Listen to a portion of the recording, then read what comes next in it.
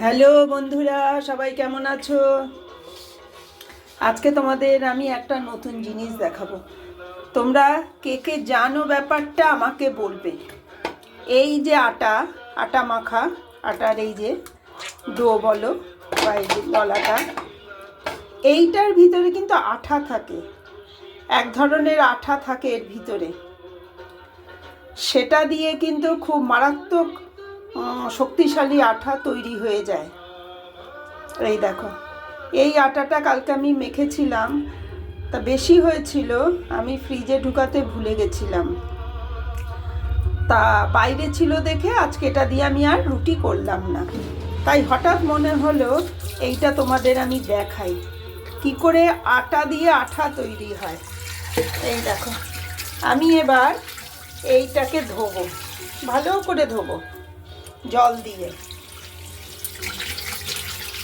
কলের তলায় সমানেই ধোবো আর জলটা পাল্টিয়ে ফেলবো। হঠাৎই মনে হলো তোমাদের এটা দেখাই।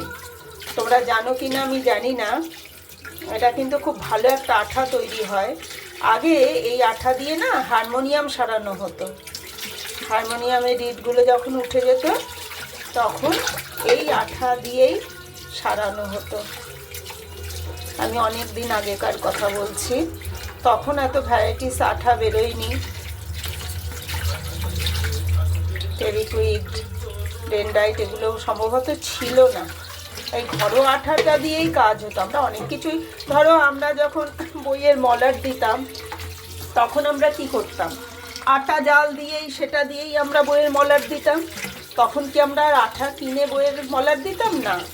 আমরা কিন্তু ওভাবেই বড় হয়ে গেছি, মানুষ হয়ে গেছি সবাই। আর এখন কত ভ্যারাইটিস জিনিস বেরিয়েছে।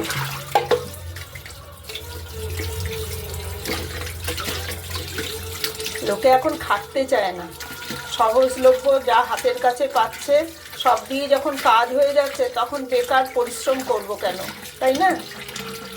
কেউ আর করে না, জানেও না।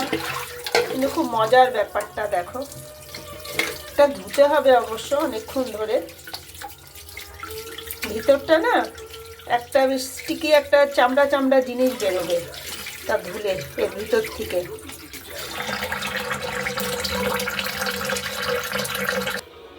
এই দেখো, আমি এটাকে ভালো করে ধুয়েছি, অনেকক্ষণ ধরে ধুলাম। হ্যাঁ, এরপরে কিন্তু আর ধোয়া যাবে না। এই দেখো, জলটা পুরো ঝকঝক করছে, পরিষ্কার, আর আটা বেরোবে না এখান থেকে। পুরো এটা একটা দেখো চামড়ার মতো একটা জিনিস বেরিয়ে আসবে ভিতরে, আর থাকে আটার ভিতরে।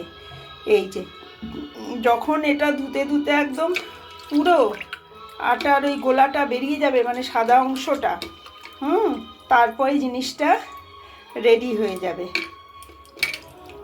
এই যে এটা ভালো করে চিপে নিতে হবে।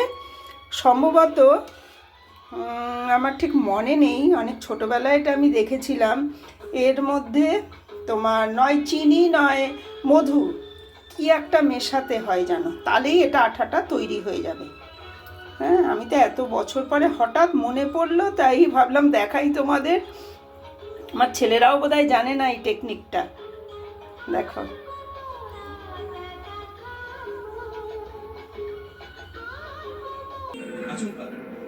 এই দেখো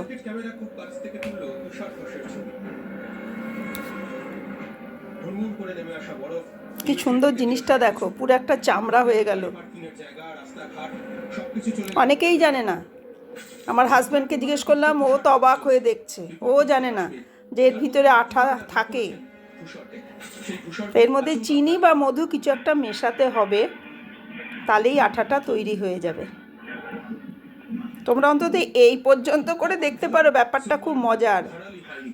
তারপরে যে কোনো একটা মেশাতে হবে, ঠিক আছে? আমার এখন আঠার প্রয়োজন নেই, তাহলে আমি নয় কিছু মিশিয়ে একটু দেখতাম।